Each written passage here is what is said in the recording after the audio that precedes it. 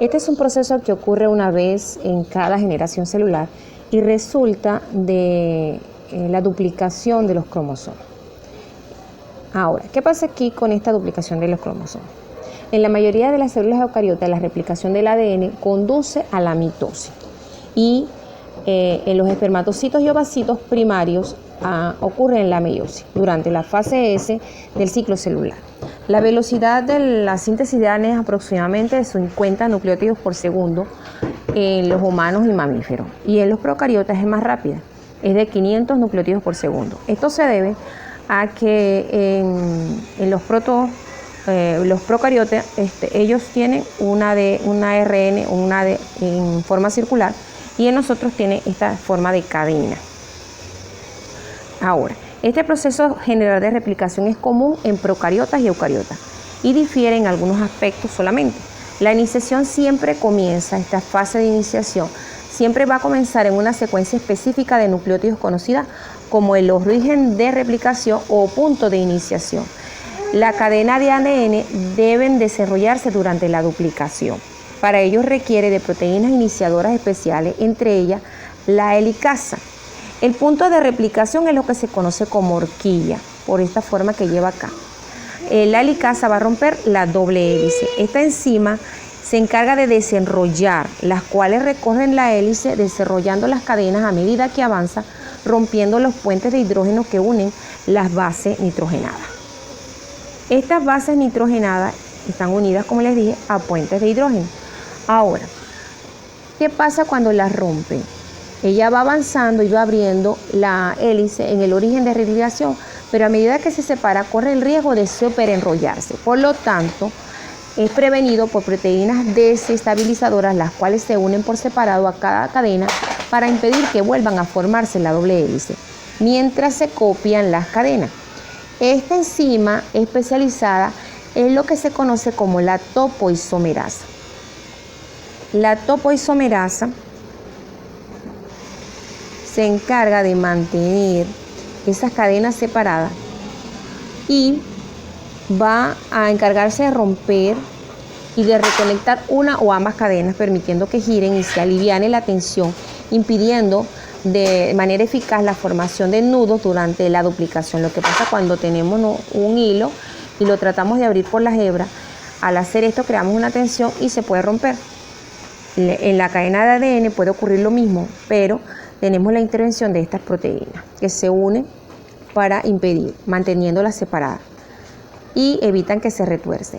Esto posibilita el segundo paso, la síntesis real de las nuevas cadenas catalizadas por enzimas conocidas como la ADN polimerasa. Aquí vemos cómo se va replicando. Al ocurrir la replicación en la zona de síntesis, aparece como un ojo, una burbuja de replicación a medida que son separadas por la helicasa. La molécula parece formar una estructura en Y, lo que yo les decía acerca de la horquilla, conocida como horquilla. La replicación es bidireccional y hay dos horquillas que se mueven en direcciones opuestas al origen. La vieja cadena sirve de molde para la siguiente o patrón. Después de esto se necesita una secuencia de inicio para la nueva cadena. Esta secuencia es provista por un cebador formado por nucleótidos de ARN, típicamente de 10 nucleótidos de largo. Esta síntesis de cebador de ARN es catalizada por una enzima conocida como la ARN primasa, que es este cebador, colocados en el lugar correcto y apareada a la cadena. Vamos a ver aquí. En esta fase de elongación y fase de iniciación podemos mirarlo en esta imagen. Vemos aquí cómo la topoisomerasa va girando para evitar que se cree tensión y la helicasa va rompiendo cada uno de los puentes de hidrógeno. Como ven, esta cadena va de 3' a 5'. Es la cadena molde y va en un sentido de normal, o sea, no hay tensión en ella. Sin embargo, de 5' a 3', pues aquí la cadena se llama rezagada, una que corre en un mejor sentido rápidamente y la otra va rezagada a través de los cebadores de ARN primasa. ¿Qué pasa acá? La ADN polimerasa, de la que yo les hablaba, comienzan a sintetizar. Ella va sintetizando acá nuevas cadenas complementarias de ADN a lo largo de la cadena molde de 5' a 3', sintetizándose continuamente con una sola unidad. Esta cadena, como les decía, es la cadena adelantada y es necesaria la replicación de un único cebador en un único sitio. Esta va directamente sin ningún problema. La otra cadena, que es esta que está aquí, que corre de 5' a 3', se sintetiza de manera discontinua y requiere de una serie de fragmentos llamados fragmentos de Okazaki por el investigador, el científico que lo descubrió. Este científico japonés descubrió la síntesis de esta cadena, la cual se sintetiza de manera discontinua, que es la cadena rezagada.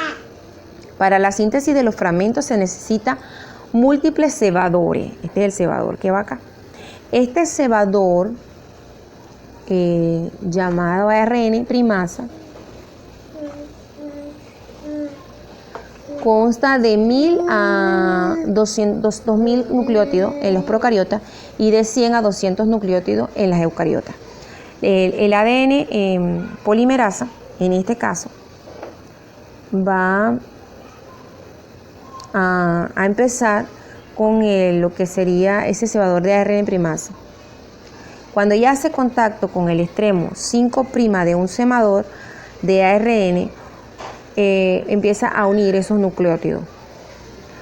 Otro ADN polimerasa elimina los nucleótidos de ARN, los va eliminando, y los reemplaza con nucleótidos de ADN. Otras enzimas, como la ADN ligasa, va a empezar a conectar los fragmentos sucesivos, catalizando las reacciones de condensación que unen los grupos fosfatos y azúcares contiguos. Ocurre antes de cada división celular, entonces, en este caso, por su forma rezagada. Esta es la fase de elongación que empieza este mecanismo. Ahora podemos ver la importancia que esto tiene en las fases de mitosis y de meiosis. Para hablar de esto un poco más, vamos a hablar de lo que es el código genético. Vete, deja eso. Vete. ¿Qué quiere? Dormí. Mira, las muchachas te están llamando. Aurili. ¿Te están llamando la muchacha?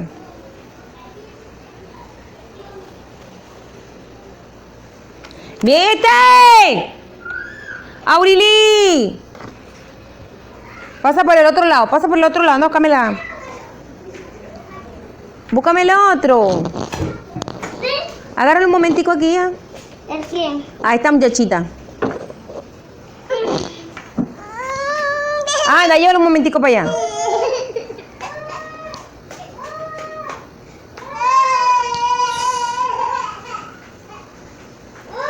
Aquí podemos observar las cadenas adelantadas, que es esta que está acá, que corre de 3' a 5', y la cadena rezagada, que corre de 3' a 5'. Aquí están los cebadores, la ADN polimerasa y el ARN primasa, que es el cebador. Recuerden que es ARN. Y estos son los pequeños fragmentos de Okazaki que va uniendo en 5' y 3', lo que yo les comentaba anteriormente. Va muy lenta, por eso se le llama cadena rezagada. Para entender un poco más lo que pasa acá, debemos hablar del código genético. El código genético nos ha proporcionado la base fundamental para entender lo que pasa dentro de los cromosomas y de las especies. Este consiste en el sistema de tripletes de nucleótidos en el ARN copiado a partir del ADN. Eso es el código genético. Especifica el orden de los aminoácidos en una proteína continua de 20 aminoácidos y ese triplete se encuentra en el ADN y el ARN, contiene cada uno solo 4 nucleótidos diferentes. Si un solo nucleótido codificara un aminoácido, entonces solo 4 aminoácidos podrían ser especificados por las 4 bases nitrogenadas. Vean acá. Como les dije, las proteínas contienen 20 aminoácidos diferentes. pero el ADN y el ARN contenía cada uno 4. O sea, adenina, timina, guanina y citosina, 4. La multiplicación de ellos, 4 por 4, solo da 16 y son 20. Entonces, ellos entendieron que uno solo no podía codificar tantos aminoácidos. Y por lo tanto, ellos empezaron a hablar de los tripletes. Si 2 nucleótidos especificaran un aminoácido, entonces podría haber usado todos los arreglos posibles. Un número máximo, como yo les dije, era 4 por 4, 16, lo cual es insuficiente para codificar los 20. Por lo tanto, por lo menos 3 nucleótidos en secuencia deben especificar cada aminoácido. Esto resulta en la multiplicación 4 por 4 por 4, o sea, 64 combinaciones posibles, llamados codones, los cuales claramente es más que suficiente. Aquí tenemos los tripletes. Y este es el código genético para las 20 aminoácidos que se presentan. Si notan aquí, esta es la metionina. Esta es la proteína o el aminoácido de iniciación. Estos que están acá es el código de parada del codón. Se le llama codón a este triplete. Vean acá. AUG, que es la metionina, va siempre a iniciar la replicación en el código genético. Y estos UAA y UAG son el codón de parada, igual que la UGA.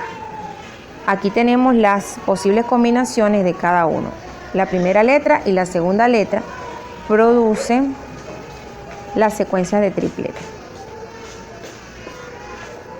Y esta que está aquí, que sería la tercera letra. El código de 3 nucleótidos o código de triplete fue ampliamente adoptado como hipótesis de trabajo. Sin embargo, su existencia no fue realmente demostrada hasta que el código genético fue finalmente descifrado, una década después, por Watson y Crick. Watson y Crick presentaron por primera vez su modelo de estructura del ADN. El código genético consiste en 64 combinaciones de tripletes o codones y sus aminoácidos correspondientes. Los codones que se muestran aquí son los que pueden presentar las moléculas de ARN mensajero de los 64 codones. 61 especifican aminoácidos particulares, como ven acá. Y 1, 2 y 3 codones son señales de detención, pero lo que determina la finalización de la cadena. Dado que los 61 tripletes codifican para 20 aminoácidos, hay sinónimos, como por ejemplo 6 codones diferentes para la leucina. Y leucina. Y la mayoría de los sinónimos, como se puede ver, difieren solamente en el tercer nucleótido. Sin embargo, la afirmación inversa no es válida. Cada codón especifica solamente un aminoácido.